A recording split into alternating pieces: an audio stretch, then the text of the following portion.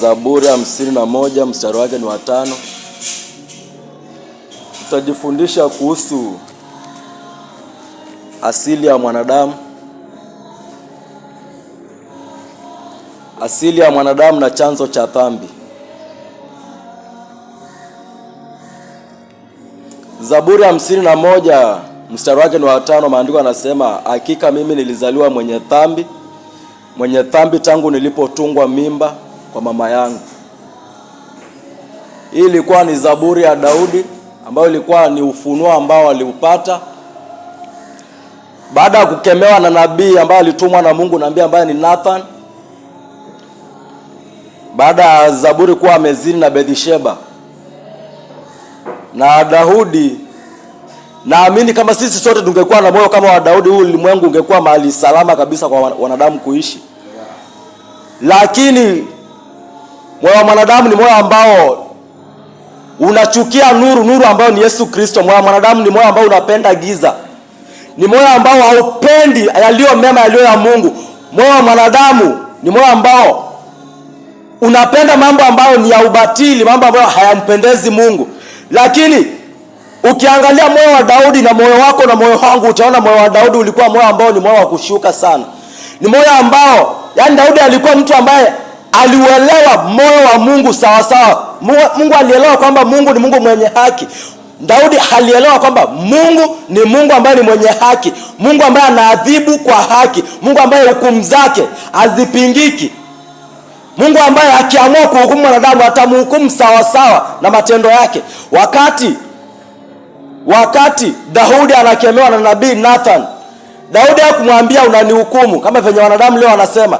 Leo ukisimama leo ukifanya uinjilisti ukiambia watu wageuke kutoka kwa dhambi, unasikia wengine wanasema unahukumu, unajiona bora. Hapana. Tunafaa tuwe na moyo kama huu wa mtumishi wa Mungu ambaye ni Daudi.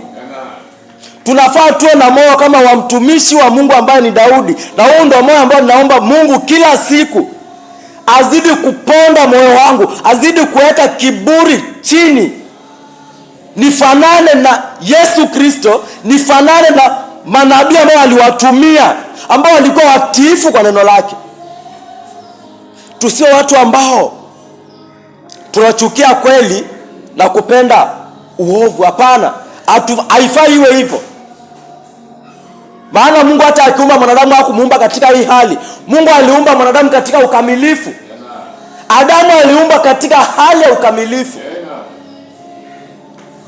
Lakini mwanadamu akaanza kujitazama, akaacha kutazama Mungu, akaacha kuangalia madhumuni ya Mungu kumtengeneza ni nini, akaanza kufuata njia zake na mawazo yake, akatii sauti nyingine, akaacha kutii sauti ambayo ni ya Mungu. Daudi kuna ufunuo ambao aliupokea hapa. Maana hili mwanadamu aanze kutubu dhambi, jambo la kwanza mwanadamu huwa ni atambue kwamba yeye ni mwenye dhambi. Maana hauwezi ukaungama makosa kama hujajua kwamba niko na makosa. Siwezi nikakiri dhambi kama sijajua kwamba niko na dhambi. Na kuna ufunuo ambao Daudi aliupokea kwa neema, si kwamba ni kwa nguvu zake. Ilikuwa ni kwa neema. Baada ya Nathan kuonyesha Daudi makosa yake kwa uzinzi ambao aliufanya na mke wa Uria, Bathsheba, Daudi hakupinga. Daudi alikubaliana na ile hali kwamba kweli ile ambayo nalitenda kwa sababu ni asili ambayo iko ndani ya moyo wangu na nimezaliwa hivyo. Daudi anasema hakika mimi nilizaliwa mwenye dhambi tangu nilipotungwa mimba kwa mama yangu. Na huu ni ufunuo kila mwanadamu ambaye anataka kurudi kwa Mungu ama anataka kuja kwa Kristo, anastahili apokee huu ufunuo. Maana huu ufunuo ukiupokea, utaweka moyo wako chini, utatambua kwamba kumbe hivi ninavyojiona, hivi ninavyoishi, haya maisha machafu ambayo ninaishi, siishi kwa kuwa ninataka. Ninaishi kwa kuwa ni ile dhambi ambayo iko ndani ya moyo wangu, ambayo nilizaliwa nayo, inanisukuma kutenda. Daudi alipokea huo ufunuo. Ni ufunuo ambao kila mwanadamu ambaye Yesu Kristo hajaumbika ndani ya moyo wake anafaa haupokee. ili apate kutambua asili yake. Ukiangalia kitabu cha Mwanzo 2,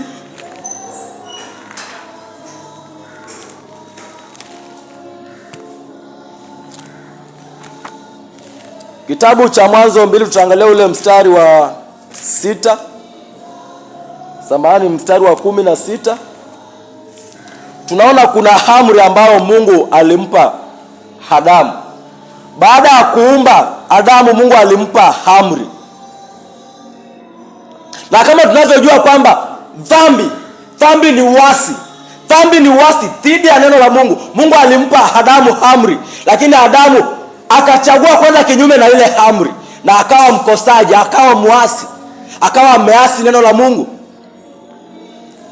Ili Daudi apokee ufunuo wa dhambi kwamba amezaliwa mwenye dhambi tangu alipotungwa mimba kutoka tumboni mwa mama yake, tunafaa tuone chanzo cha ile dhambi. Ili Daudi azaliwe akiwa mwenye dhambi, ili Morris na wengine wote tuzaliwe tukiwa wenye dhambi.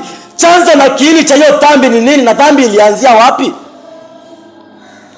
Ukiangalia Mwanzo 2 mstari wake ni wa 16 na wa 17, tutasoma. Maandiko yanasema, Bwana Mungu akamwagiza huyo mtu ni Adamu, akamwambia, uko huru kula matunda ya mti wowote katika bustani. Uko huru kula matunda ya mti wowote katika bustani, lakini kama usile matunda ya mti wa kujua mema na mabaya, kwa maana siku utakapokula matunda yake hakika utakufa. Mungu amempa Adamu amri, na anampa hakikisho kwamba hiyo amri, Adamu, nimekupea, hakika siku utaivunja Adamu, utakufa. Huyo ni Mungu ambaye amezungumza. Na Mungu neno lake ni ndio na amina. Neno la Mungu halipigiki. Neno la Mungu halibadiliki. Mwanadamu ndiye anafaa ashuke, neno la Mungu limbadilishe, sio mwanadamu ageuze neno la Mungu. Mungu amempa Adamu amri, amemwambia katika hii bustani yote hii, Adamu, uko huru ule matunda ya mti wowote katika hii bustani, lakini Adamu, na kuonya, kama usidhubutu kula matunda ya ujuzi wa mema na mabaya. Lakini Adamu alifanya nini?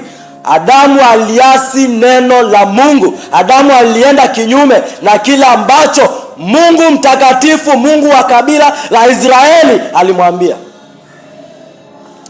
Ukiteremka mstari wa sura ya 3 mstari wake ni wa 6, hiyo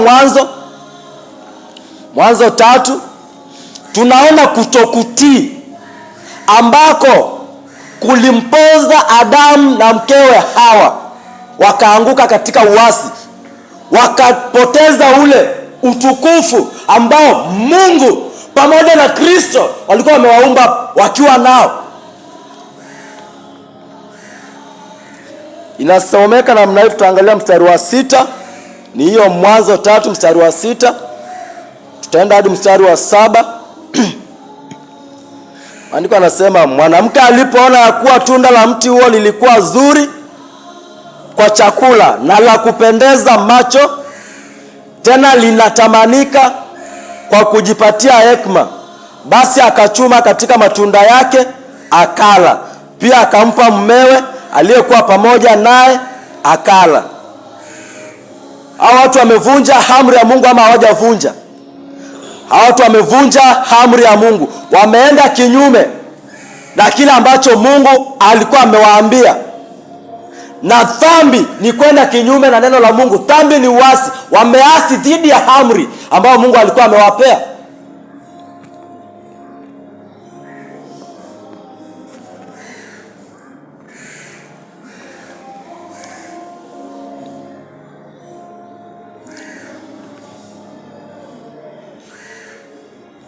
Ukiangalia waraka wa kwanza wa Yohana 3 mstari wake ni wa 4, maandiko yanasema, kila mtu atendaye dhambi afanya uasi, kwa kuwa dhambi ni uasi.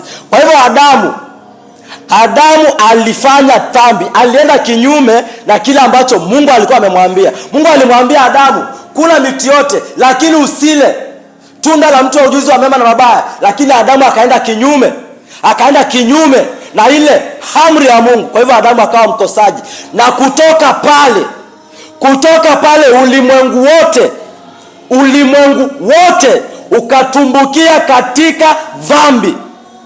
Ulimwengu wote ulitumbukia katika dhambi. Kwa nini? Ukiangalia kitabu cha Mwanzo mstari wa 15.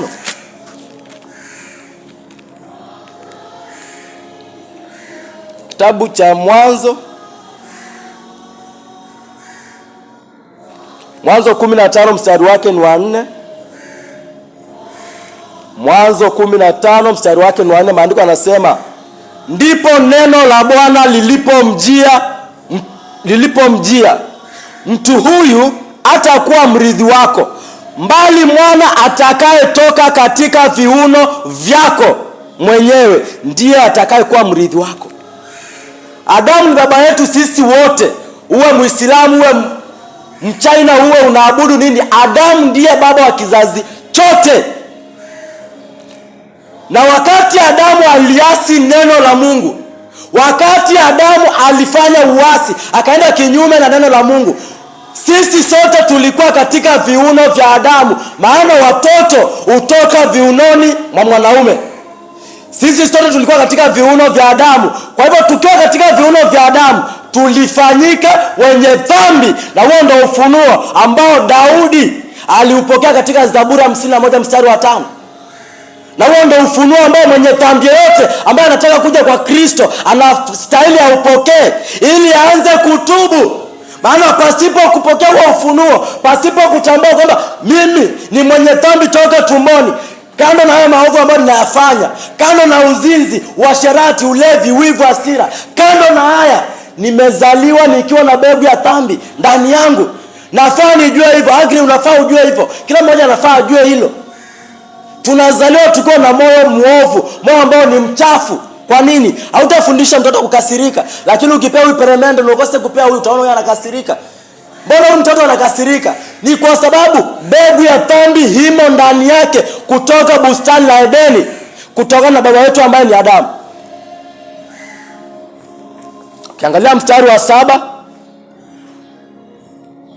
wa 7 katika Mwanzo 3 mstari wa 7, maandiko yanasema, wakati Adamu alichuma lile tunda akala na akampa wakati Hawa alichuma lile tunda akala na akampa mmewe akala, walikosa kutii, walienda kinyume na amri ya Mungu na wakawa wakosaji. Ukiangalia mstari wa 7 inasema, ndipo macho yao wote wawili yakafumbuliwa, wakajiona kwamba walikuwa uchi, hivyo wakashona majani ya mtini wakajifunika. Hao watu baada ya kwenda kinyume na neno la Mungu, macho yao walifumbuliwa, fahamu zao zilifunguliwa, wakaanza kuelewa mambo mengine ambayo walikuwa hawayaelewi, wakawa wamejua mambo mengine ambayo walikuwa hawayajui. Ukiangalia mstari wa 8 hili ndilo ambalo wenye dhambi wengi na Wakristo wengi ambao ni Wakristo wa uongo, ambao wako ndani ya makanisa lakini wanakaa maisha machafu. Hapo ndio mahali ambapo wanaishi, wanasema wako ndani ya Kristo lakini wanakaa maisha ya kujificha. Wanakaa maisha ya kujificha wakati wako peke yao, wanajificha katika mambo machafu.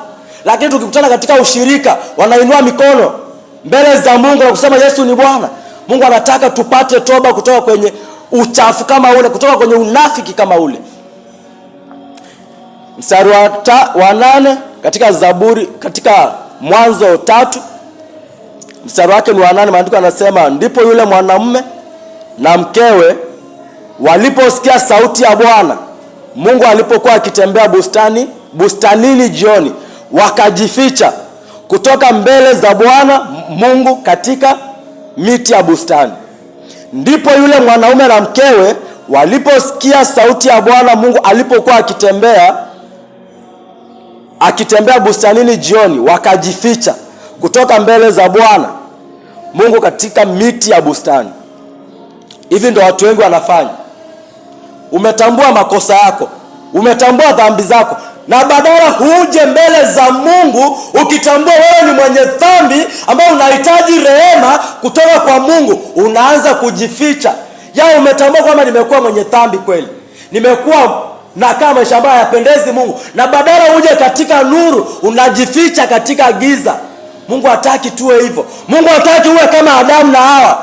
Mungu anataka utoke kwa hiyo miti yenye unajificha, uje kwenye nuru, na nuru ni injili ya Yesu Kristo, injili ambayo ni injili ya ufufuo, injili ambayo inafufua watu kutoka umauti wa dhambi na kuwaleta katika ufalme wa uzima, ufalme wa Yesu Kristo.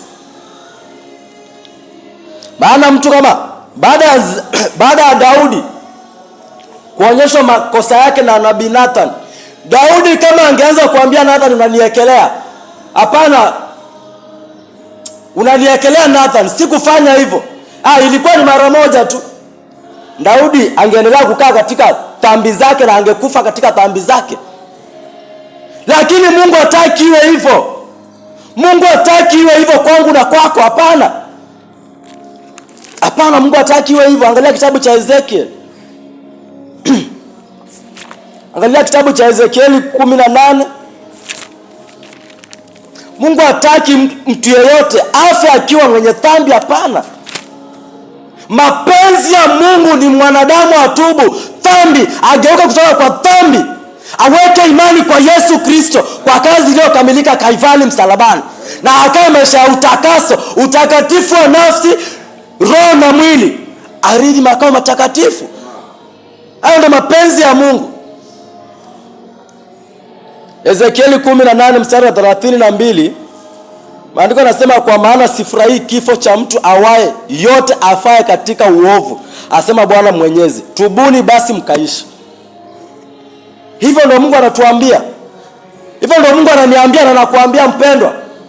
Mungu anasema yeye hafurahishwi na kifo cha mtu yoyote ambaye atakufa akiwa mwenye dhambi. Furaha ya Mungu ni wanadamu watubu dhambi, wakae maisha ya haki, maisha ya kutumikia Mungu na Yesu Kristo, tupate kurithi makao ambayo Kristo ameandaa. Kristo ameandaa makao, lakini siwezi nikarithi yale makao kama nakaa maisha ya vuguvugu, kama nakaa maisha machafu. Haiwezekani. Haiwezekani.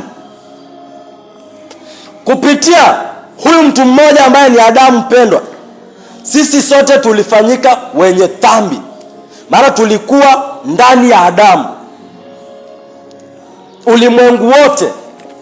Ulimwengu wote ulifanyika dhambi, na Mungu hakutaka mwanadamu. Mungu hakutaka mwanadamu afe akiwa mwenye dhambi. Hapana. Hapana. Mwanadamu kukufa akiwa mwenye dhambi au ni mapenzi yake, si mapenzi ya Mungu. Kwa hivyo angalia sana, usije ukawa tu mshirika wa kanisa usiye na ushirika na Yesu Kristo. Tuangalie kitabu ni Warumi 5 mstari wake wa 12 tafadhali. Acha Mungu ashughulikie nafsi zetu. Acha Mungu ashughulikie nafsi ya kila mmoja ambaye anasikia huu ujumbe hata kwenye mitandao. Kiangalia mstari ule wa 12, maandiko yanasema, kwa hiyo kama vile dhambi ilivyoingia ulimwenguni kupitia kwa mtu mmoja, na kupitia dhambi hii mauti ikawafikia watu wote, kwa sababu wote wamefanya dhambi. Yaani Mungu anatuhesabu sisi wote kuwa tumefanya dhambi kwa sababu ya dhambi ya Adamu. Kwa nini? Maana tulikuwa ndani ya Adamu wakati alifanya dhambi.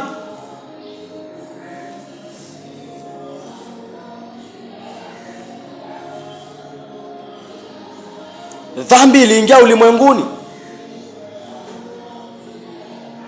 Na kwa kuwa dhambi iliingia ulimwenguni mpendwa, haimaanishi ufe ukiwa mwenye dhambi, hapana. Haimaanishi nife nikiwa mwenye dhambi, hapana. Dhambi iliingia ulimwenguni ndio, lakini Mungu alileta mpango mwingine kwa ajili ya mwanadamu. Mungu alileta mpango mwingine kwa ajili ya mwanadamu. Kwa hivyo wakati nakaa nikisema tu iko sawa tu, nitabadilika polepole. Maandiko yanasema Yesu atakuja muda na saa ambayo mwanadamu atarajii. Kando hata na Yesu kuja, mauti mwanadamu anakaanga akiwa step moja na mauti. Ukiondoka, utaondoka ukielekea wapi? Nikiondoka, nitaondoka katika ulimwengu nikielekea wapi? Nafaa nichunguze maisha yangu na uchunguze maisha yako. Tusiwe tu watumishi, usiwe tu mshirika. Hapana, Mungu anataka watumishi waaminifu kwa neno lake. Mtumishi ni mtu yeyote ambaye ameokolewa na Roho Mtakatifu wa Kristo na ni mtiifu kwa neno la Mungu, anakaa maisha ya haki. Huyo ni mtumishi wa Yesu Kristo. Mungu anataka tupambanue, wapendwa. Mungu anataka tupambanue. Maana tusipopambanua, sidhani kama kutakuwa na kipindi chengine. Hichi ndio kipindi cha neema. Hichi ndio kipindi cha neema. Maandiko yametuonyesha wazi jinsi ambavyo tulifanyika wenye dhambi tukiwa katika matumbo ya mama zetu. Adamu akapewa amri, Adamu akapuuza amri ya Mungu, akakosa kutii sauti ya Mungu. Adamu akatii sauti ya shetani, ibilisi. Na hivyo mimi na wewe tukafanyika waasi. Angalia kitabu ambacho ni Zaburi 58 mstari wake ni wa 3.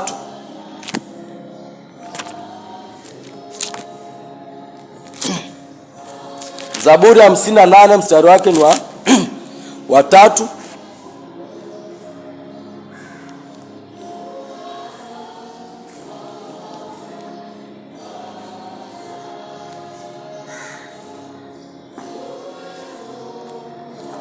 Samahani, sio wa 3. Hata nimefungua kitabu kingine. Niko kwa Isaya 58:3. Zaburi 58 mstari wake ni ule wa 3 ndio. Maandiko yanasema namna hii, wapendwa. Zaburi 58 mstari wake ni wa 3. Maandiko yanasema waovu ni wapotovu tangu kuzaliwa kwao. Waovu ni wapotovu tangu kuzaliwa kwao. Toka tumboni mwa mama zao ni wakaidi na usema uongo. Hiyo ndo asili yako na asili yangu. Hiyo ndo asili ya kila mwanadamu ambaye amezaliwa na mwanamke. Hiyo ndio asili yetu. Tunazaliwa tukiwa wapotovu kutoka tumboni mwa mama zetu. Tunazaliwa tukiwa wakaidi. Mtu mkaidi ni mtu ambaye hata anaweza tumwa na mamake akamwambia siendi. Mtu mkaidi ni mtu ambaye hawezi akatii sauti ya Mungu. Mtu mkaidi ni mtu ambaye hawezi ukampa amri akaitii. Ndio maana unaona watu hawatii sauti ya Mungu. Watu hawatii neno la Mungu. Kwa nini? Wamefanyika wakaidi kutokana na baba yao Adamu. Kutoka kwa baba yetu wa kwanza Adamu, sote ni wakaidi. Huo ndo moyo umezaliwa nao, nimezaliwa nao. Na usipopata toba ya kweli, usipopondeka na kuvunjika, hali yako itakuwa ya hatari mpaka mwisho. Tumezaliwa uongo ukiwa katika ndimi zetu. Hautafundishwa kudanganya. Kwa nini? Uongo uko ndani ya moyo wako toka tumboni mwa mama yako. Angalia ile Isaya 48.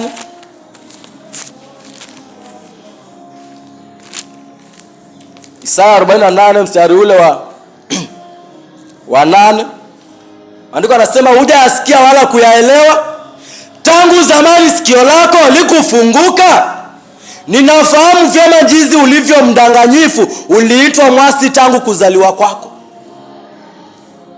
Hiyo ndo asili ya Agri na Morris na Lydia, Griffin na wengine. Hiyo ndo asili yetu.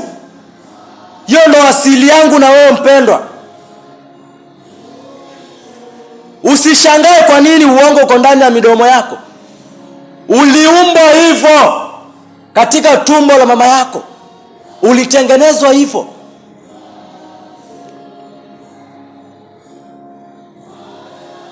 Uliitwa mwasi. Mimi ni muasi kutokana na nani? Adamu. Adamu alituweka katika dhambi.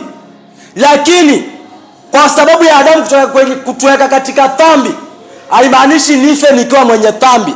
Kufa ukiwa mwenye dhambi ni upuuzaji wako. Kufa ukiwa mwenye dhambi sio mpango wa Mungu. Mungu ameweka njia mbili. Chagua uzima ama mauti. Njia ni mbili. Mungu ameweka uzima mkono wa kulia, mauti mkono wa kushoto. Chagua.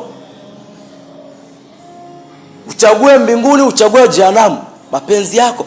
Lakini Mungu anataka mwanadamu asiangamie. Kwa nini? Mungu anapenda mwanadamu. Mungu anapenda mwanadamu. Chenye mwanadamu anafaa fahamu kwamba nilizaliwa mwenye dhambi, ndio. Nafaa nifanye nini? Nafaa nije mbele za Mungu nikifahamu asili yangu, na nijue sina chochote chema ndani yangu. Lakini mimi ni mwenye dhambi, alafu naje mbele za Mungu, naanza kuambia Mungu, Mungu ni baba yangu. Mungu wewe, nimekuwa nikitoa hili na hili. Hapana. Hauwezi ukahesabiwa haki kwa chenye unafanya. Hauwezi ukahesabiwa haki kwa matendo. Hapana. Hatutahesabiwa haki kwa sababu ya chenye tunafanya. Tunahesabiwa haki kwa sababu ya chenye Yesu alifanya. Kwa hivyo hilo nafaa likae ndani ya moyo wangu. Wakati nakuja mbele za Mungu, nafaa nijue matendo yangu yote. Hata kama wewe ndio Mombasa Cement, hata kama mmekuwa ukisupply shule zote vitabu bure, unapewa chakula bure Mombasa nzima, usipotambua kwamba hauhesabiwi haki kwa chenye unafanya, na ushuke na uombe Mungu akupe uzuni ya kiungu, akupe na toba, utubu na ugeuke kutoka kwako, uje kwa mawazo ya Mungu, unakufa tu na matendo yako na unaingia jehanamu. Unakufa na matendo yako mema na uingie jehanamu. Kwa nini? Hatuhesabiwi haki kwa kuwa tunafanya vizuri. Tunahesabiwa haki kwa sababu ya Kristo alifanya vizuri. Bwana Yesu apewe sifa. Tunafaa tuamke. Tunafaa tuamke. Tunafaa tuamke. Mtu kama Mombasa Cement alikuwa anafanya vizuri sana, lakini alikufa akiwa hajamwamini Yesu Kristo. Alikufa akiwa katika dini ya uongo, dini ambao wanaabudu Mungu ambaye wanamuita hala, Mungu ambaye hajawahi onekana. Tunafaa tujue. Enda kwa Isaya 64 mstari wake ni ule wa 6.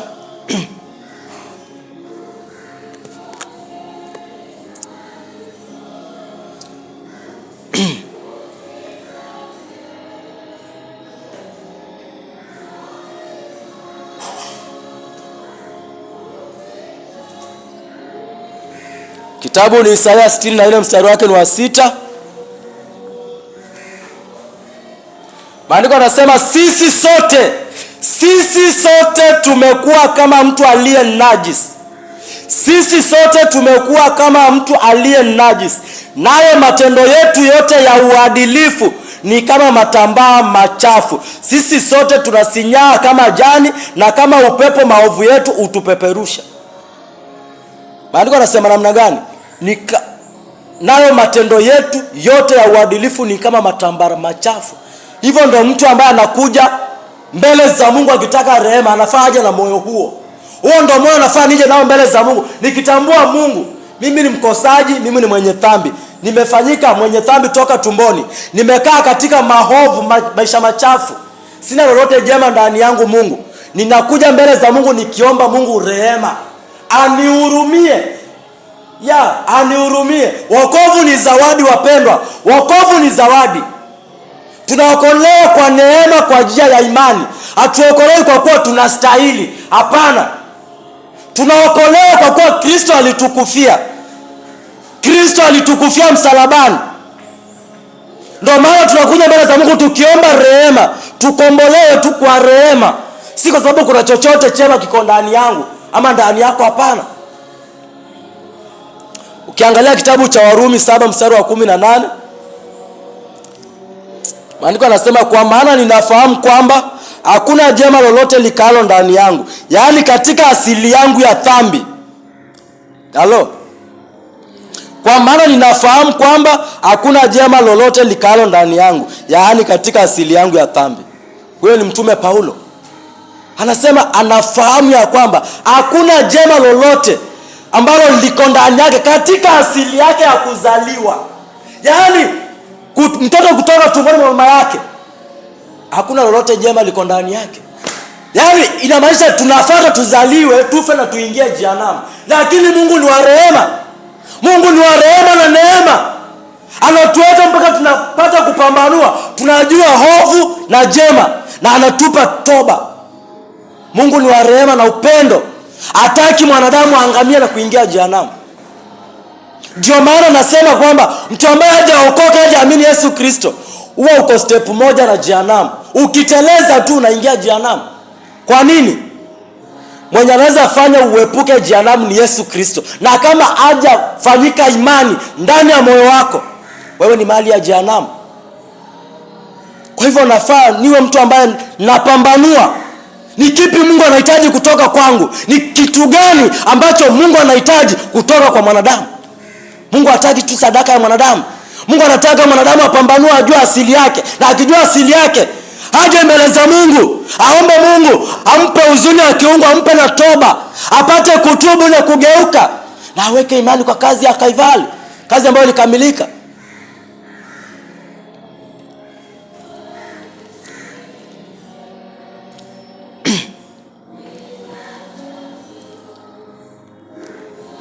Kwa maana ninafahamu kwamba hakuna jema lolote likalo ndani yangu, yaani katika asili yangu ya dhambi. Kwa kuwa nina shauku ya kutenda lililo jema, lakini siwezi kulitenda. Hayo ndo maisha ya mtu ambaye anakaa maisha ya vuguvugu, ama mtu ambaye hana Kristo. Sitaki kulewa pombe, lakini nitajipata nimelewa pombe. Kwa nini? Sitaki, yaani mimi sitaki, nataka nifanye vyema, nataka nitumikie Yesu Kristo, lakini najipata nimelewa pombe. Kwa nini? Ile dhambi iko ndani yangu ndo inanisukuma. Dhambi ni kama master. Dhambi iko ndani yako inakudrive. Dhambi iko ndani yako ndio inakuongoza. Uwezi ukaongoza dhambi, haiwezekani. Haiwezekani. Hautaki ukafanya ukaaba, lakini unajipata ukomba mlulu vitandani unajiuza. Na hautaki. Kwa nini? Ni watu wengi wanafanya ile biashara chafu ya kujiuza, lakini ukizungumza naye, ukikutana naye katika ujilisi, ukiongea naye, anakuambia sifanyi kwa kuwa nataka. Najipata ninafanya. Ni kwa nini? Dhambi iko ndani yake, na dhambi ndio inamtumia. Na huyo mtu asipopata ufahamu, kama venye Daudi alipata ufahamu katika Zaburi 51 mstari wa 5, asipojua kwamba ni asili ambayo amezaliwa nayo, na amke kutoka kwa usingizi, hiyo nafsi inaangamia jehanamu. Na ndio maana tunafaa tufanye uinjilisti. Ndio maana watu wanastahili wafanye uinjilisti zaidi hata ya kushiriki katika makanisa. Yaani uinjilisti unastahili upigwe, ikiwezekana hata usiku na mchana. Uinjilisti. Sitaki niibe, lakini najipata nimeibia agri. Sitaki nisengenya, unajipata umesengenya.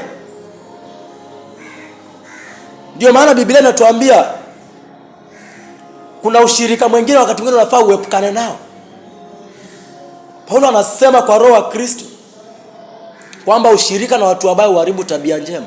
Pia kuna marafiki, kama unajua kweli nikikutana na huyu fulani atanipeleka tu akapulu kwa tukalewe pombe, nafaa tu niepuke. Nafaa nianze kuepuka yule mtu, niombe Mungu anipe neema, anipe toba ya kweli. Iwe hata naweza kukutana na huyo mtu tena nikamkalisha chini, nikamhubiria injili ya Yesu Kristo. Usikubali dhambi kudrive. Dhambi ukikubali kudrive inakupeleka wapi? Jehanamu. Kwa hivyo njoo mbele za Mungu ukijua kwamba sina lolote jema ndani yangu. Kama hujaokoka, nazungumzia mtu ambaye hajaokoka, mtu ambaye anautafuta uso wa Kristo. Njoo mbele za Mungu ukijua kwamba hauna lolote jema ndani yako, maana kama hauna Kristo hauna matendo mema. Lakini wakati umeamini kufa, kuzikwa na kufufuka kwa Kristo, wakati umesulubiwa pamoja na Kristo, ukakufa naye, ukazikwa naye, ukafufuka naye, Mungu anachukua matendo mema ya Kristo anaweka ndani yako, unaanza kutenda matendo mema. Huyo ndiye Mungu tunayeabudu, Mungu mwenye nguvu na uweza, mwenye mamlaka. Kwa hivyo ni jukumu langu na lako niangalie nimesimama wapi. Isije nikawa nimesimamia mahali ambapo nikiteleza, nikisikia tu fulani hayuko ameenda, lakini ataenda akienda wapi? Hilo ni swali wanapenda kuuliza watu wakati nafanya uinjilisti. Je, utaondoka ukienda wapi? Utaondoka ukienda kwa mkono wa kuume wa Kristo, ama utaondoka ukiingia jehanamu? Shetani hana jema. Shetani hana jema. Na shetani ndiye anadanganya watu wakae ndani ya dhambi. Shetani ndiye anaweka utaji kwa nyuso za watu wasione utukufu wa Yesu Kristo. Mungu anataka tuamke. Mungu anataka tuamke. Amka. Maana usipoamka dhambi inakupeleka mahali pabaya zaidi. Kitabu cha Marko 7.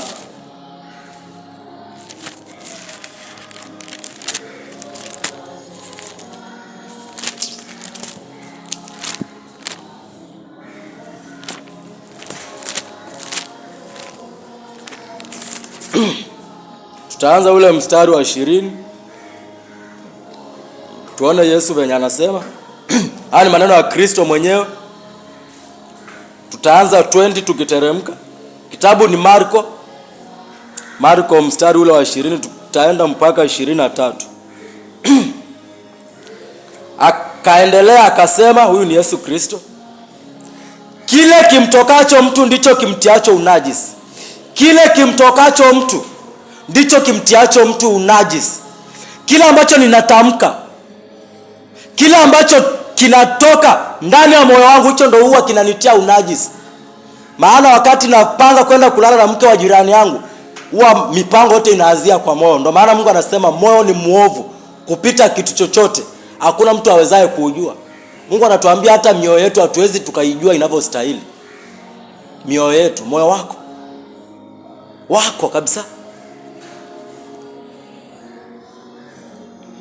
Kwa maana kutoka ndani ya moyo wa mtu hutoka mawazo mabaya. Kutoka ndani ya moyo wa mtu hutoka mawazo mabaya. Huyu ni mtu ambaye Kristo hajaumbika ndani ya moyo wake. Ni mtu ambaye ako katika ile asili ya Adamu, asili ya kuzaliwa na asili ya dhambi. Hutoka mawazo mabaya, uasherati, wizi, uuaji, uzinzi, tamaa mbaya, uovu, udanganyifu, ufisadi, wivu, matukano, kiburi na upumbavu. Maandiko yanasema maovu haya yote hutoka ndani ya mtu, nao ndio yamtiao mtu najisi. Ni kipi kinachonisababisha niwe najisi mbele za Mungu? Nafaa nikiangalie na nikikifahamu, nichukue hatua ya kugeuka. Kama ni uzinzi, uache. Uzinzi ni tendo la ndoa nje ya ndoa. Una mke, una mume, unaacha mwenzi wako, unaacha mwenzio, unaenda kuanza kulala na makahaba huko kwa vilabu. Huyo ni mzinzi. Na ni kipi kinamfanya awe mzinzi? Ni ile dhambi ya Adamu ambayo amezaliwa nayo. Kuna mwingine anaitwa mwasherati. Mwasherati ni mtu ambaye yuko katika ndoa, hujaoana, hujaolewa, lakini unashiriki tendo la ndoa mahali hapana ndoa. Huyo ni mtu ambaye asipopata toba ya kweli hawezi akarithi makao matakatifu ambayo Kristo ameandaa. Ukubali ama ukatae. Hiyo ndo standard ya neno la Mungu. Wizi, mtu ambaye anaiba, anachukua mahali, anavuna mahali ambapo hajapanda. Mtu ambaye wizi uko mara nyingi sana. Wizi umechanganyikana pia na ufisadi. Katika kazi yako unalipisha zaidi ya kiwango ambacho kinastahili. Hii kazi nafaa niifanye na shilingi 3,000 na kuambia shilingi 6,000. Wewe ni mwizi na wewe ni mfisadi. Na kwa nini uko katika hiyo hali? Kwa sababu ulizaliwa hivyo. Na usipopambanua kwamba ni asili yako na upate toba haraka iwezekanavyo, unaingia jehanamu kifa. Yesu alifundisha kuhusu jehanamu, na ndio maana wasioni aibu nikifundisha kuhusu jehanamu. Maana ni mahali ambapo wasiomwamini Yesu Kristo wataingia wakati wataondoka katika ulimwengu. Uwaji pia uko mara nyingi sana. Yeyote ambaye anatumia mipira ya kujamiana, huyo ni muuaji. Zile begu za kiume, wale ni watoto ambao unaenda kutupa kwa pipa, huo ni uwaji. Siku ya hukumu hizo nafsi zote zitasimama mbele ya Mungu zikitaka haki kutoka kwako. Wewe ni muuaji. Yeyote ambaye anapiga punyeto, masturbation, huyo ni muuaji.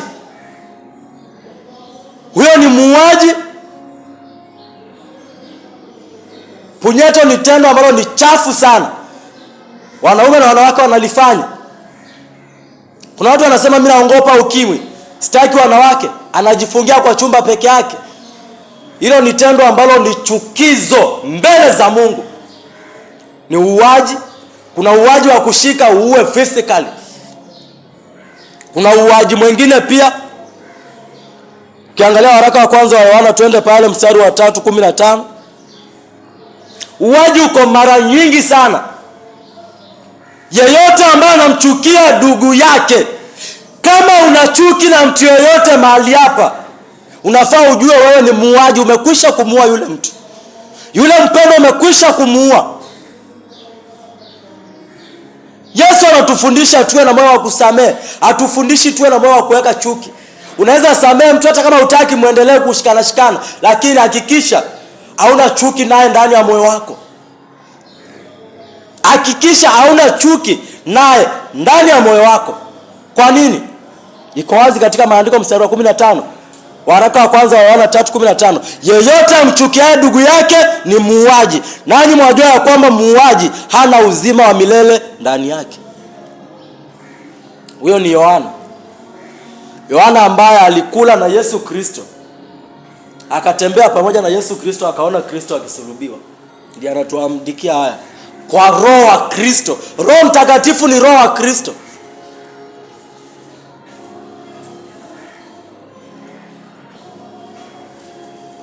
Kwa hivyo kama unachukia mtu yeyote, kama kuna mtu yeyote ambaye unamchukia katika moyo wako, angalia upate toba mpendwa. Angalia upate toba. Sitaki yeyote afe katika ushirika aingie jehanamu.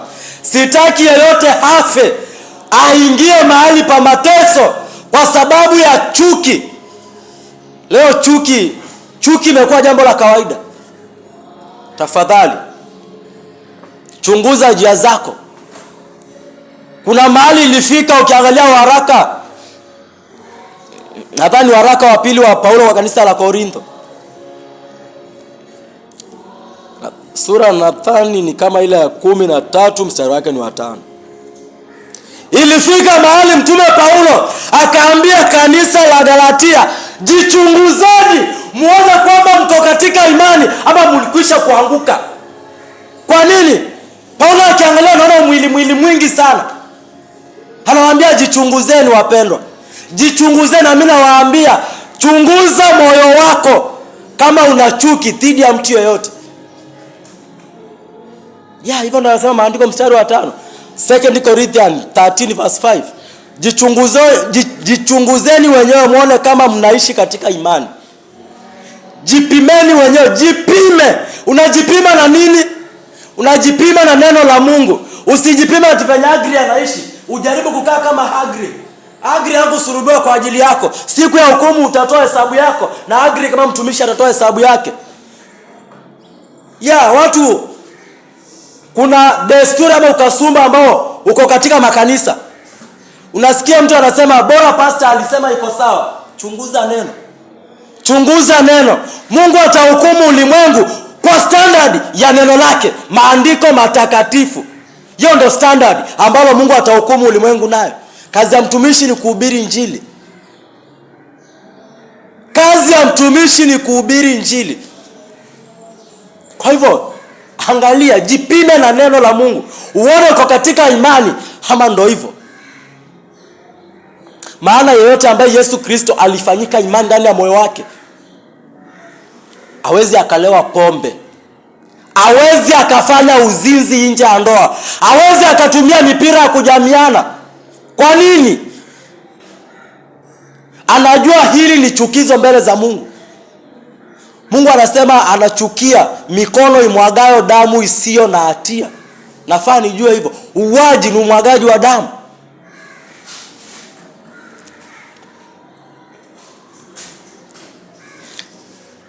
Jichunguzeni wenyewe muone kama mnaishi katika imani. Jipimeni wenyewe. Je, hamtambui ya kuwa Yesu Kristo yumo ndani yenu? Kama sivyo basi mmeshindwa kufikia kipimo hicho.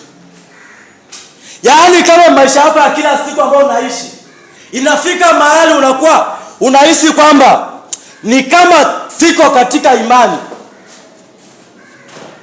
rudi tena katika maandiko. Katika kitabu cha Ufunuo, Yesu Kristo aliandika nyaraka kwa makanisa 7, na yale makanisa 7, 5 yalikuwa chini. Na Yesu akayaonya, akayaambia, kumbukeni mahali mliangukia. Kwa hivyo kama ulikuwa umesimama na ulianguka, angalia.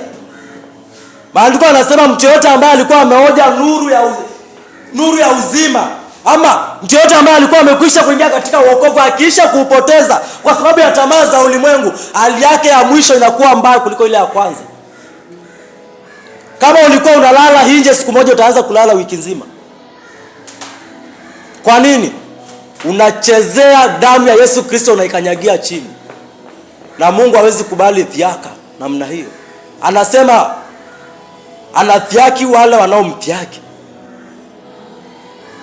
Kwa hivyo pambanua.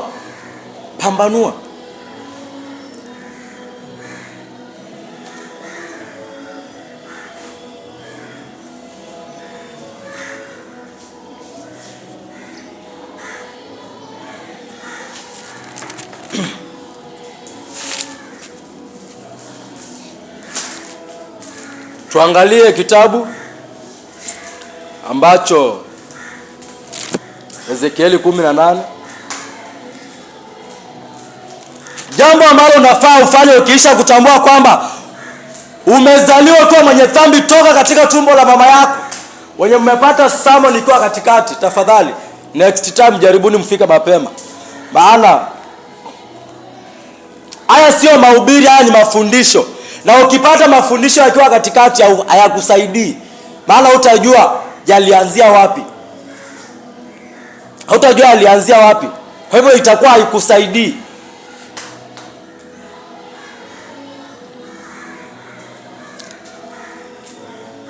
Tutaangalia Ezekieli 18:30 na 31. Ukiisha kutambua kwamba umezaliwa ukiwa mwenye dhambi kutoka tumboni mwa mama yako, umezaliwa ukiwa mwenye dhambi kutokana na uasi ambao Adamu na Hawa waliufanya katika bustani la Edeni. Ukiisha kutambua hayo, jambo ambalo mimi na wewe tunafaa kufanya huwa ni kuacha kile kiovu ambacho tumekuwa tukikifanya na kugeuka na kuomba Mungu atupe rehema, atupe toba. Maana pasipo toba mwanadamu hawezi akamlegelea Mungu.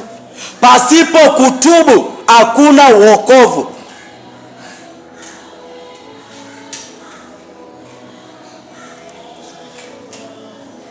Tutasoma kitabu ambacho ni Ezekieli 18:30 na 31.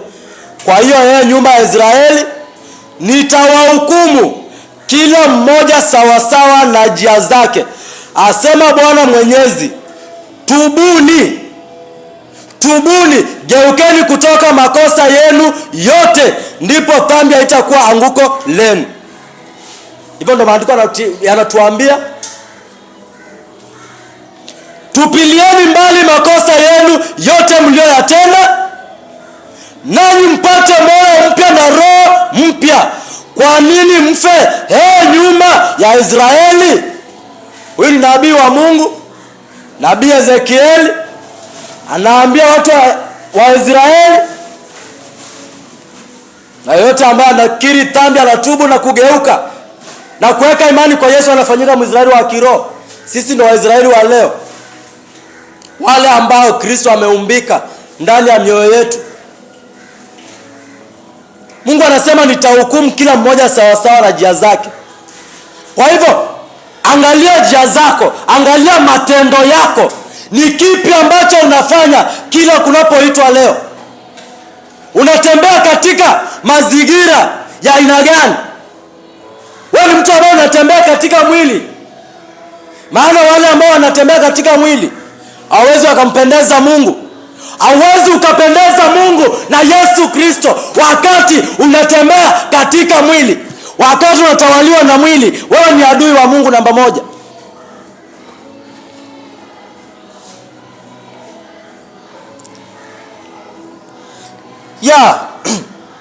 Watu wanafurahia kuwa ndani ya kusanyiko. Acha niite kusanyiko. Wengi wanapenda kuita kanisa, ni sawa, lakini kanisa ni mimi na wewe. Watu wanafurahia sana kuwa katika kusanyiko. Lakini kwa katika kusanyiko, huo muda ambao umekuwa katika kusanyiko, umesaidika nafsi yako namna gani? Maana kama niko katika ushirika na ule ushirika sisaidiki, nafsi yangu sikui katika hali ya kiroho, na maanisha sina ushirika wote na Kristo, nina ushirika na wanadamu.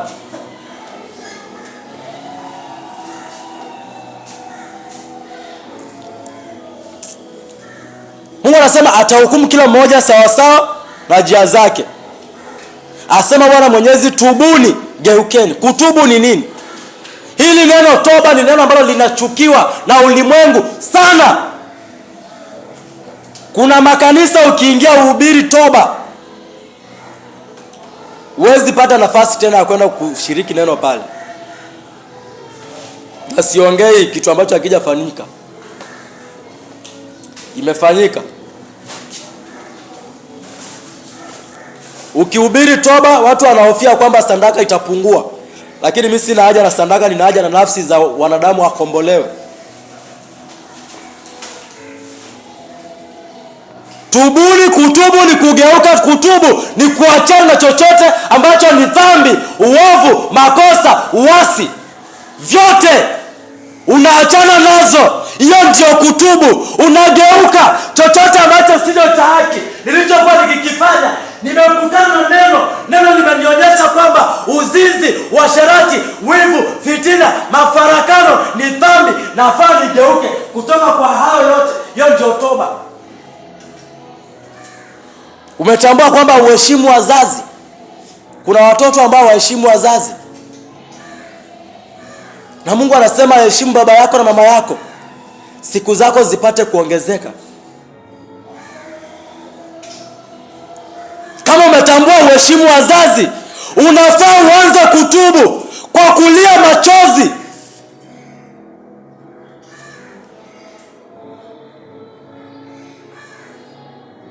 Kutubu ni kugeuka kutoka kwa makosa. Hivyo ndo toba inawekwa katika Biblia. Tubuni, geukeni kutoka makosa yenu yote, ndipo dhambi haitakuwa anguko lenu. Kutubu ni kugeuka. Hivyo ndo Ezekiel anaiweka kwa roho wa Kristo. Maana Biblia kutoka mwanzo mpaka Ufunuo inazungumzia mtu mmoja, Yesu Kristo.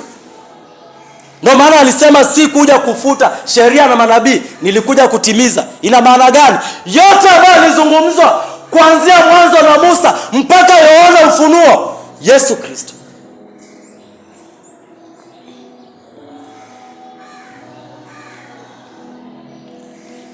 Tupilieni mbali makosa yenu yote mlioyatenda.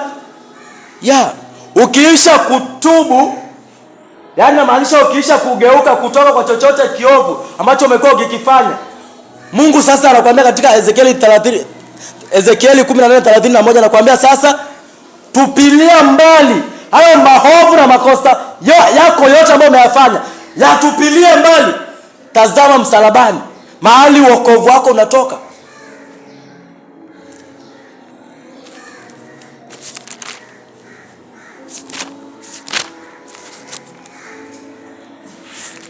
Matendo ya Mitume 17:30.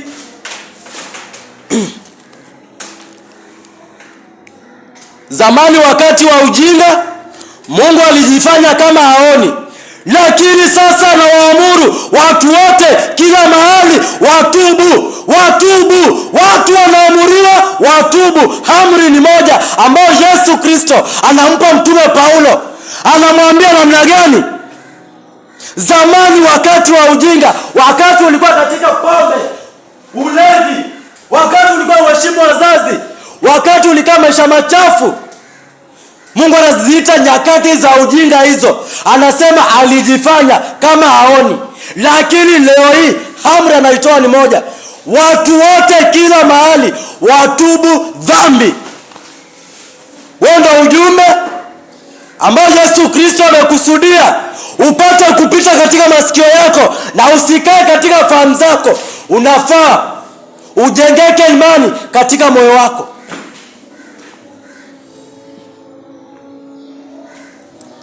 Amri ni moja. Yesu anatuamrisha tutubu dhambi, tuache chochote ambacho kinatutenga na upendo wa Mungu na Yesu Kristo.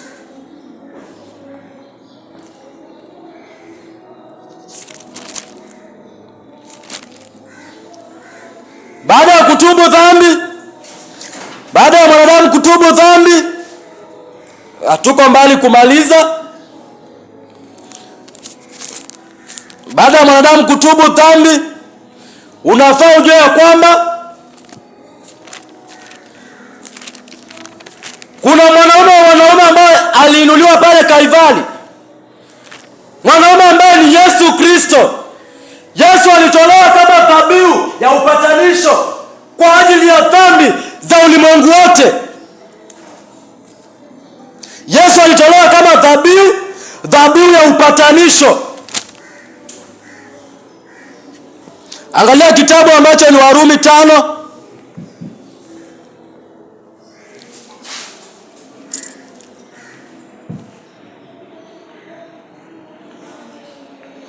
Mstari wa 10.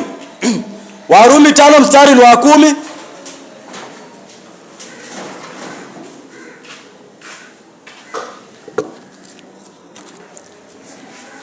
Warumi 5 mstari wake ni wa 10. Maandiko yanasomeka namna hii: kwa kuwa kama tulipokuwa adui wa Mungu, tulipatanishwa naye kwa njia ya kifo cha mwanawe, si zaidi sana tukiisha kupatanishwa tutaokolewa kwa uzima wake. Hivyo ndo maandiko yanasema, na kila kitu kinawekwa wazi kwamba wakati mimi na wewe tulikuwa adui wa Mungu, wakati Adamu alitenda dhambi bustani la Edeni, ulimwengu wote ulifanyika adui wa Mungu. Lakini kwa kuwa Mungu alipenda ulimwengu, Mungu alimpenda mwanadamu, Mungu alimchagua Yesu Kristo, akamtoa Kristo ili Yesu Kristo atupatanishe na Mungu. Ule uadui ambao ulikuwa kati yetu upate kuvunjwa, na Yesu alivunja ule uadui, akaleta upatanisho kwa kila mmoja ambaye anatubu dhambi na kuweka imani kwa Yesu Kristo, anapata uzima wa milele. Bwana Yesu apewe sifa. Yeyote ambaye anatubu dhambi na kugeuka kutoka kwa dhambi na aweke imani kwa Yesu, anapata uzima wa milele. Ni chaguo langu na lako. Je, nitaendelea kutumikia dhambi ama nitatubu dhambi niwe mtumwa wa haki? Mtumwa wa haki, mtumwa wa Yesu Kristo. Watumwa wa dhambi ni watumwa wa shetani, ibilisi. Unafurahia kutumikia shetani?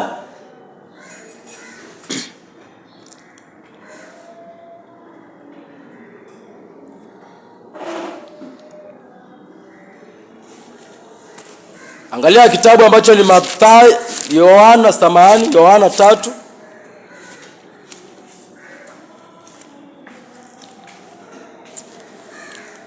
Acha tusome kwanza Yohana 1:29.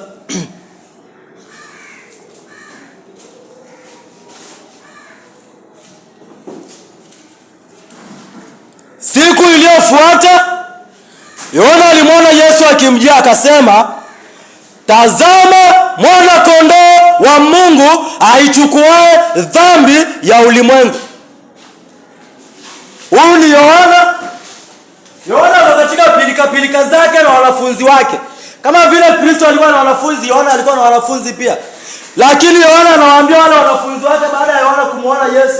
Yohana anamuona Yesu anakuja, anaambia wanafunzi wake, "Tazameni, tazama, yule ndiye mwana kondoo ambaye Mungu amemtoa ili achukue dhambi za ulimwengu wote, afe nazo Kalvari msalabani, ulimwengu upate ukombozi." Na hiyo ndio injili ambayo inakomboa nafsi. Hiyo ndio injili ambayo inakomboa nafsi. Mwana kondoo ni Yesu Kristo. Mwana kondoo ambaye alichaguliwa ni Yesu Kristo. Huyu mwana kondoo ambaye ni Yesu Kristo ndiye alisulubiwa. Na akisulubiwa, Mungu alikuwa amekwisha kuhukumu dhambi za ulimwengu wote katika mwili wake. Na wakati Mungu anahukumu dhambi katika mwili wa Yesu Kristo, ukiangalia kitabu cha Warumi 8:3, maandiko yanatuambia kile ambacho sheria haikuwa na uwezo wa kutimiza, Mungu alimtuma Kristo katika umbile la mwili wa mwanadamu ili apate kutimiza. Na Mungu alihukumu dhambi katika mwili wa Yesu Kristo, ili chenye sheria ilidai kipate kutimizwa. Sheria ilidai nini? Sheria ilidai mauti na damu, ili msamaha wa dhambi upatikane kutoka nyakati za Musa, Haruni hadi katika Agano Jipya. Ndio maana Yesu alisulubiwa. Ndio maana Yesu alimwaga damu. Ukiangalia Mathayo 28, Yesu alimwaga damu na Yesu alikufa ili sheria chenye ilihitaji kitimizwe. Tuwe tumekombolewa kutoka kwa sheria, tupate kuishi maisha mapya chini ya neema. Na neema ni Yesu Kristo. Yesu ni neema, Yesu ni wokovu, Yesu ni ukombozi.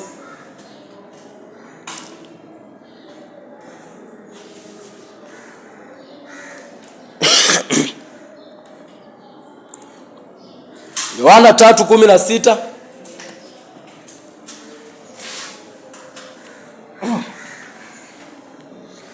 Kwa maana jinsi hii Mungu aliupenda ulimwengu hata akamtoa mwanao wa kipekee, ili kila mmoja amwaminie asipotee, mbali hawe na uzima wa milele.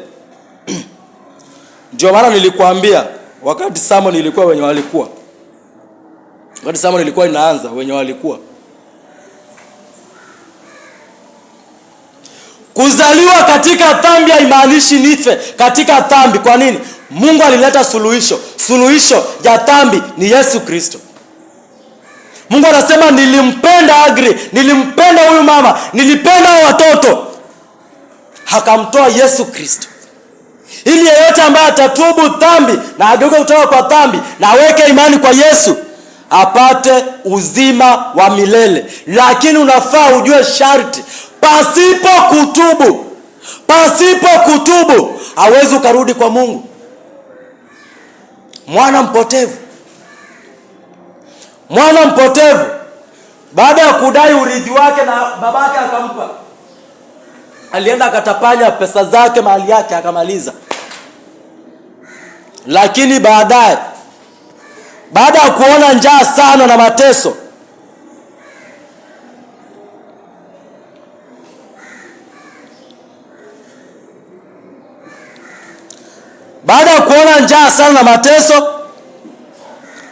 Mungu alimpa toba. Maana toba huwa inatoka kwa Mungu. Toba sio mwanadamu anajipea. Usiwahi danganywa na mtu. Toba huwa inatoka kwa Mungu. Inawekwa wazi nadhani katika kitabu cha Matendo ya Mitume. Ni vizuri pia ufahamu hilo. Usianze kusema hii toba itatoka wapi?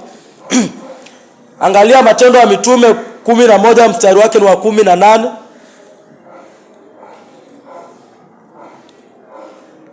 Maandiko yanasema waliposikia haya hawakuwa na la kupinga zaidi, nao wakamwadhimisha Mungu akisema, basi Mungu amewapa hata watu wa mataifa toba iletayo uzima wa milele.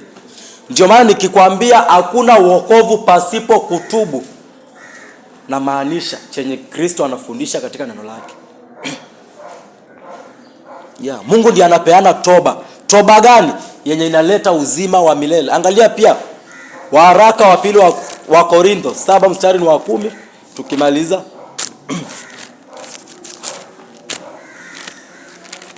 2 Corinthians 7 verse 10. Maandiko yanasema kwa maana huzuni ya kimungu huleta toba, kwa maana huzuni ya kimungu huleta toba iletayo wokovu. Kwa maana huzuni ya kimungu huleta toba iletayo wokovu, wala haina majuto. Lakini huzuni ya kidunia husababisha mauti. Unaelewa hiyo? Paulo anafundisha nini hapa? Kuna watu wawili katika Biblia. Petro baada ya kumkana Yesu Kristo mara 3, Petro alihuzunika. Na Petro alipata huzuni ya kiungu. Ukitaka kutambua kwamba una huzuni ya kiungu, huzuni ya kiungu haikuelekezi kukimbia Mungu, huwa inakuleta karibu na Mungu. Huzuni ya kiungu huwa inakuleta karibu na Mungu. Nimetambua mimi ni mkosaji, nimehuzunika, nimepata machozi, nafaa nilie nikiomba rehema Mungu anisamee. Lakini ukiangalia Yuda Iskarioti alifanya nini? Yuda Iskarioti alipata huzuni ya kidunia. Alihuzunika kurudisha zile fedha. Lakini ile huzuni ya Yuda Iskarioti haikumleta karibu na Mungu, haikumleta kwa toba. Ilimtuma akajiangamize. Ile ni huzuni ya kidunia ambayo inaleta mauti. Kwa hivyo pata kupambanua. Huyu kijana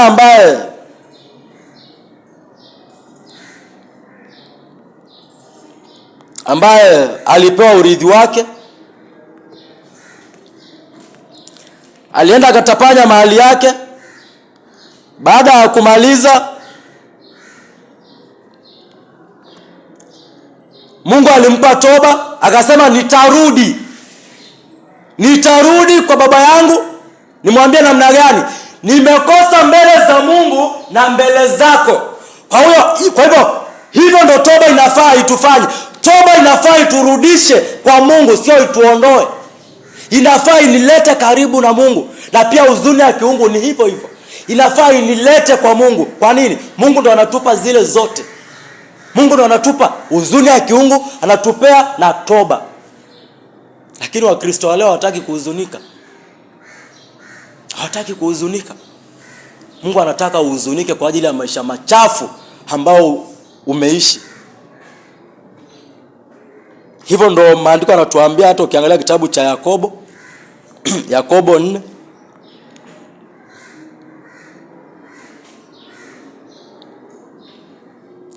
Yakobo 4 ukiangalia 7 hadi mstari wa 10. Tutafunga na ile andiko, tuende kipindi chengine kwa neema ya Mungu. Saa 4 kamili. Maandiko anasema Yakobo 4:7 hadi mstari wa 10. Basi mtiini Mungu, mpigeni ibilisi naye atawakimbia. Mtiini Mungu.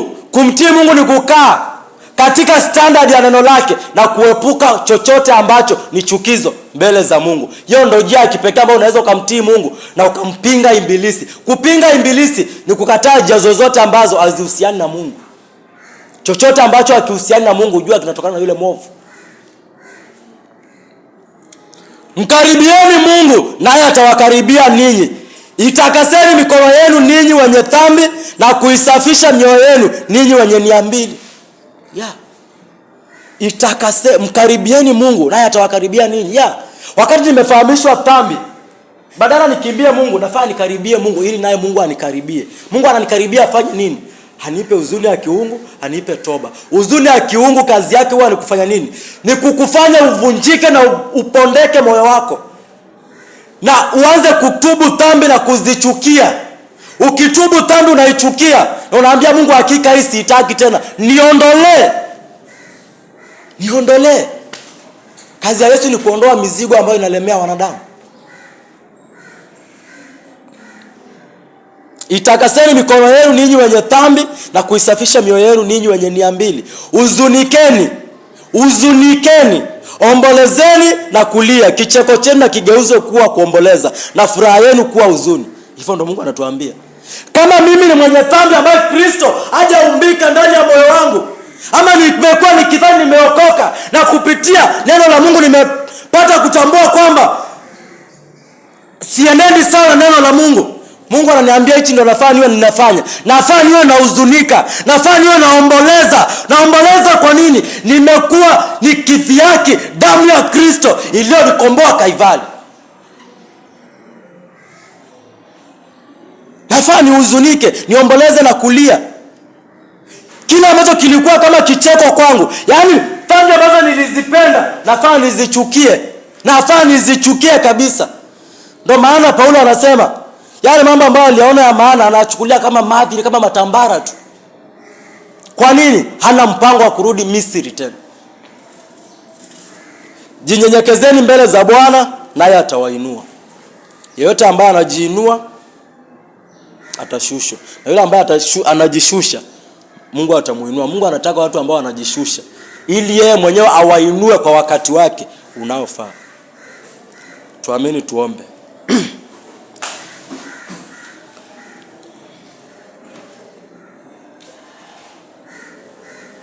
Pokea sifa Bwana, Mungu uliye mtakatifu, Mungu wa baba zetu Abrahamu, Isaka na Yakobo. Tunakutukuza Bwana ukiwa katika kiti chako cha enzi, katika mahali pako pa juu sana Bwana, pamoja na wenye mioyo iliyotubu, iliyovunjika Bwana. Mungu unasema unawapinga wenye kiburi na kuwainua wanyenyekevu. Unasema Bwana unawadhihaki wale ambao wanakudhihaki Bwana. Mungu tazama, tumekuja mbele zako Bwana muda huu. Tunakulilia Bwana. Tunaomba rehema zako Bwana. Mungu ukapeni kusanyiko huzuni ya kiungu. Enda ukapeane toba mahali hapa Bwana. Enda ukageuza watu kutoka njia chafu Bwana. Enda ukageuza watu kutoka mawazo yao Bwana, wakapata kutembea katika mawazo yako Mungu. Tafadhali Bwana, komboa nafsi kutoka utumwa wa dhambi Bwana. Komboa watu wa kisimani Bwana. Komboa taifa la Kenya Bwana. Komboa hata ulimwengu wote Bwana, katika jina la Yesu Kristo. Mungu acha isamoni Bwana, hata wale ambao wataisikia kwenye mitandao ya YouTube na hata Facebook, acha ikawe samoni ya kugeuza wengi Bwana. Mungu uliye juu sana, tunanyenyekea ili ukainuliwe Bwana. Enda ukatakase, enda ukasafishe Bwana. Enda ukajitwalie utukufu kutoka nafsi hizi Bwana. Na ni katika jina takatifu, jina la Yesu Kristo, jina lililo kuu kuliko majina yote, ninaomba na hata kuamini. Amen. Amen. Amen.